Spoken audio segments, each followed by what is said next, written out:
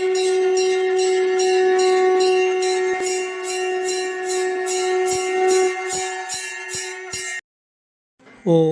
ஸ்ரீ குருப்பியோ நமஹ. ஓம் கம் கணபதையே நமஹ. நம்ம ஸ்ரீநிகேதன் வலைதளம் வாயிலாக முருகப்பெருமானுடைய சாஸ்திராமத்திலிருந்து தினம் ஒரு நாமாவளியை சிந்திச்சிருக்கோம். இன்றைய தினம் 361வது நாமாவளியாக ஓம் திருமூர்த்தயே நமஹ.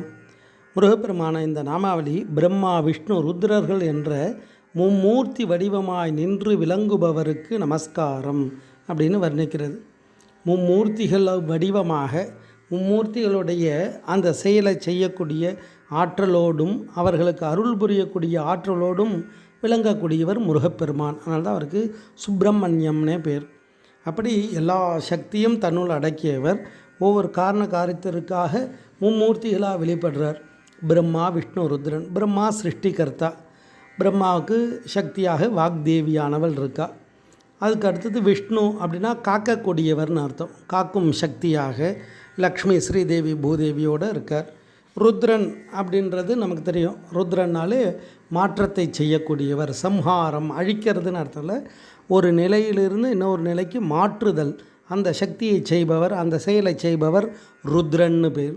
அப்போ மும்மூர்த்திகள் இந்த பிரபஞ்சத்துக்கு ஆதாரமாக இருக்கா. அப்படி பிரம்மா விஷ்ணு ருத்ரன் மும்மூர்த்திகள் ரொம்ப விசேஷமான செயலை இந்த பிரபஞ்சத்துக்காக எல்லாருக்காகவும் பண்ணிட்டுருக்கார். அந்த சக்திகளையெல்லாம் செய்யக்கூடிய ஆற்றலோடு அதற்கான ஆதார சக்தியாக இருக்கக்கூடியவர் முருகப்பெருமான். அதனால தான் மூவரும் அறிகிலர் யாவர் மற்ற அறிவார் அப்படின்னு அடியார்கள்லாம் பாடுவார். அப்போ மும்மூர்த்திகளுக்கும் மேலான சதுர்த்த புருஷன்னு பேர் இறைவனுக்கு. அதனால தான் பாம்பன் சுவாமிகள் குமார பரமேஸ்வரன் சதுர்த்த புருஷன் அப்படின்னு சொல்லுவார்.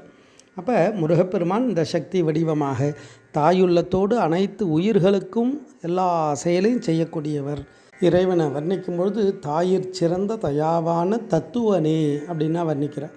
அப்படி ஒரு தாய் எப்படி ஒரு குழந்தைய பெற்றெடுத்து அதை காப்பாற்றணும், இரவு பகல் பாராமல் தன்னுடைய கஷ்டங்களை எல்லாம் பார்க்காம அந்த குழந்தைய காப்பாற்றுறா. சிருஷ்டி உண்டாக்குறது, காப்பாற்றினா மட்டும் போகாது. அந்த குழந்தைக்கு ஒவ்வொரு பருவத்தில் ஒவ்வொரு மாற்றமானது வரணும்.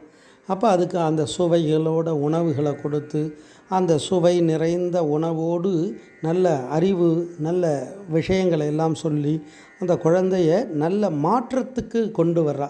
சம்ஹாரம்ன்றதே மாற்றம்தான். ஒரு குழந்தை மழலையாக பேசினா சந்தோஷமாக இருக்கும். அதே குழந்தை 20 வயசுலேயும் மழலையாக பேசினா கஷ்டமாக இருக்கும்.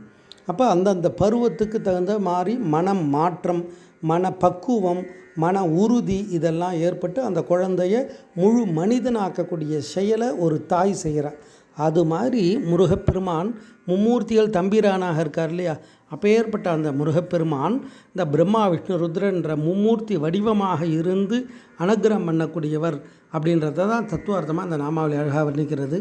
ஓம் திருமூர்த்தயே நமஹ. ஸ்ரீ குருப்பியோ நமஹ. ஓம் சுப்பிரமணியாய நமஹ.